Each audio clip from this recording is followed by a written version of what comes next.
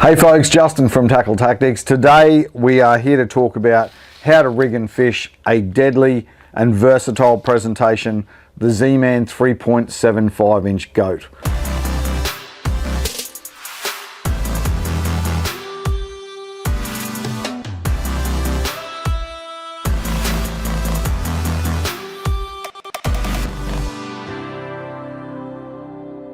So this is the middle size in the goat family. We've got our 3-inch baby goat, our 3.75 inch goat, and then the 4.25 inch billy goat, the big bopper. So this middle size goat, I've had quite a few requests from people wanting to know how to rig and fish it, so what jig heads are going to suit it, so that they can get out there and target a range of different species. And this plastic has already caught a range of different species. So this versatile design, it's like a squashed grub body with 2 flat sections here and our 2 kicking feet. Remember, out of the packet, we need to separate those feet to get maximum action out of that plastic.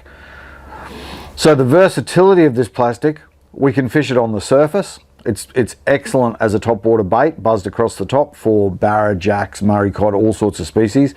But also we can fish it subsurface, get it down as deep as we want to chase, you know, reefies, pelagics, mulloway, snapper, a whole bunch of different species. Flatties I've caught on it, so a lot of different species will eat this plastic. In terms of colours, we've got a range of colours here. So, you know, pearl is a classic, not a massive range here, so, you know, might as well get one of each colour, but the pearl's a great option. We've got some dark colours with our hot craw and the deal, which is light on one side, dark on the other. There's watermelon red there, and also my favourite hot snakes, so a couple of UV reactive colours in there as well. So there's half a dozen colours to select in the terms of fishing that goat. Now, being 10 times Tough ElaZtech material, as ZMan is, made in the USA, we've got that ability to catch more fish per lure because it's 10 times tough. It's also super soft and flexible, so it feels real, so the fish keep grabbing it. And it's also naturally buoyant. So being naturally buoyant, if we're fishing it on the bottom, it'll stand up and those feet will move around like a crab or a yabby or something like that. Fish will come in and eat it, but that extra buoyancy, that natural buoyancy, also makes it ideal as a surface plastic for rigging and buzzing across the surface. So definitely a versatile option. Let's have a look at what jig heads we can put it on to rig it and fish it. So in terms of Headlocks HD, probably the most popular option for rigging it subsurface. Headlocks HD is built on a brutally strong mustard black nickel chemically sharpened hook, so a really strong hook. And we can put a few different sizes in this plastic. So I'll show you some examples so you can see what will work for you. So that is a 3.0, so we can rig this on a 3.0 Headlocks HD, and that's about as small a hook as I'd go. 3.0 sits in there about halfway along the body, nice for flatties and that sort of thing, where you don't want to go too big on the hook unless you're chasing big monster fish. But that 3.0 will catch bass, flathead, all sorts of different species around the fresh and the estuary. So 3.0, a 4.0, which gives you a little bit more hook exposure, and a 4.0 is how Jeff Wilton likes to fish it, I believe, for his jacks and barra when he's not fishing weedless, so when he's fishing more open water with that standard jig head. And it also carries a 5.0 in there quite nicely as well. I reckon you could sneak a 6.0 in there if you needed to, if you're chasing real big fish on this smaller profile, but a 5.0 sits in there beautiful. And 5.0s, you know, in terms of reefies, pelagics and bigger inshore stuff, that 5.0 is a very strong hook. So that's on our Headlocks HD in a 3.0, a 4.0 and a 5.0. So there you go, being on that Headlocks HD hook, which is that mustard black nickel chemically sharpened hook, we also have some other options that utilize that same hook. So if you want to go to a painted jig head, so that TT Lures Big Eyes is one of my favorites. What it is it just gives you the ability to mix up that head color with your plastic. So you can either set it up to complement your plastic, or you can set it up to contrast your plastic. And you've also got the ability to add like a glow eye, like that black head, or the silver and black with the glow eye in there as well, or that chartreuse with the red eye is definitely a favorite for mine on the flatty. So again, that Big Eyes, because that Big Eyes available in a 3.0 and a 5.0, we know that that 3.0 and the 5.0 are going to fit that plastic, no worries. So the 3.0 I used catching flatties in the Big Eyes, and I actually rigged it a little bit differently. I rigged that goat on its side. So you can see it rigged flat there, standard how it's generally rigged, but also it rigs really nice as a minnow. So on its side, you get those 2 feet swimming like a fish, swims on the sink, swims every time you move it. So that's a couple of different ways you can rig it. You can rig it standard flat like that, or you can rig it like a minnow on its side to look like a bait fish. And that's in the 3.0. And then also available in a 5.0, that big eye. So you can see that 5.0 gives you good hook exposure, and that's a brutally strong hook. And again, you can rig it like a fish, or you can rig it flat like a creature, like that thing there. So both ways it's gonna catch fish. So a 3.0 and a 5.0 in a big eyes painted jig head with that sort of glow eye option, silver eye option, red eye option to mix things up a little bit in terms of your presentation. We can also bling up our 3.75 inch goat with a TT Lures Revlocks jig head. So our Revlocks has the blade underneath the jig head, so it's an underspin style of jig head. And that blade is available in a silver, so a nickel silver, or a gold brass blade. So either silver or gold. Gold is popular in dirty water, stained water, that sort of thing. Silver popular in salt and clear water.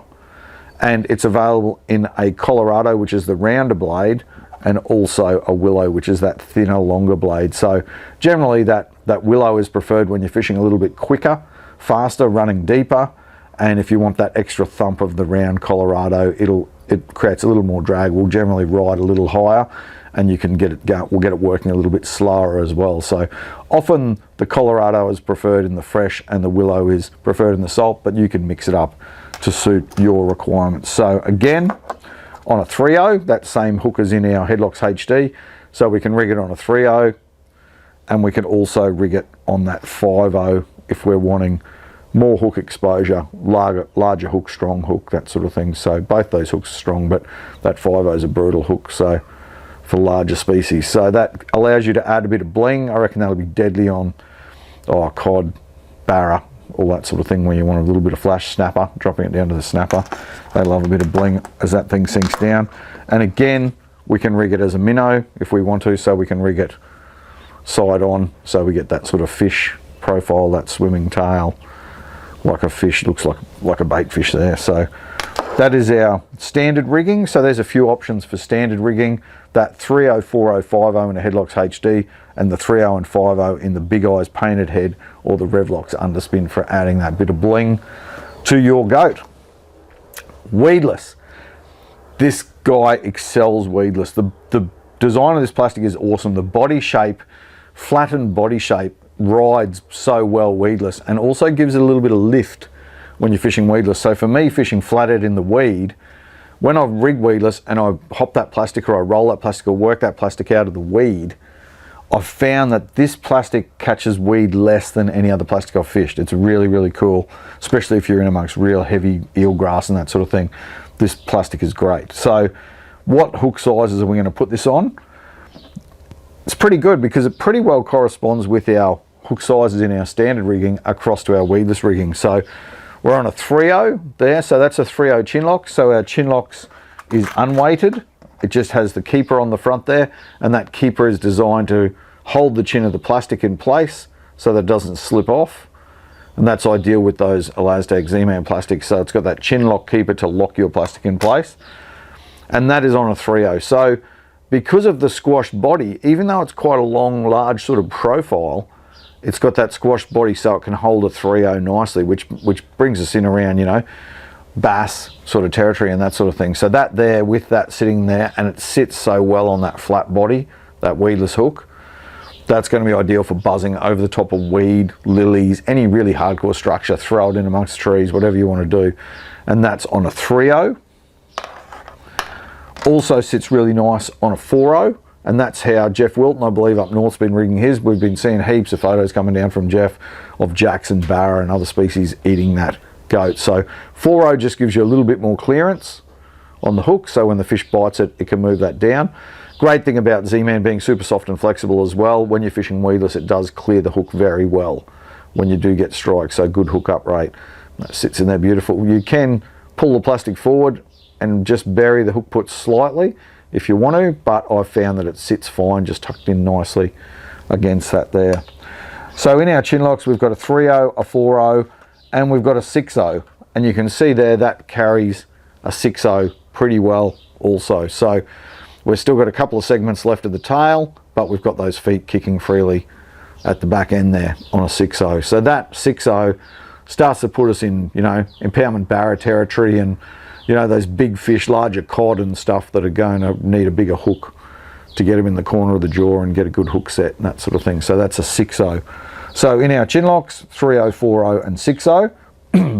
We've also got the option then of our chin locks SWS. So the SWS, or snagless weight system, gives us this belly weight on the shank of the hook. So we've still got our chin lock keeper in there, and we've got our belly weight on here as well. That belly weight gives us a longer cast, so it gives us a bit more weight to punch that cast out there. It also helps to keel the plastic and make the plastic run nice, which the goat runs pretty nice anyway. And also it puts a little bit more weight on the back of the plastic, so on the feet. So it gets those feet working a little bit more aggressively. It digs them into the water a little bit more. So that's our chin locks SWS, the belly weighted. And again, we've got that 3/0 option for chasing our bass and those sorts of things. We can step it up to the 4/0, jacks and barra and general fishing with that 4/0. And then that 6/0 if we do want to have a crack at a bigger cod or an impoundment barra or those larger sorts of species with that chin locks SWS, a bit more weight to punch it out there. So that's our chin locks unweighted and our chin locks SWS, the snagless weight system. Then we've also got our snake locks option. So the snake locks is our chin locks with the separate head weight. So that head weight has a through wire, stainless steel through wire, that's rated to 75 pounds, so super strong.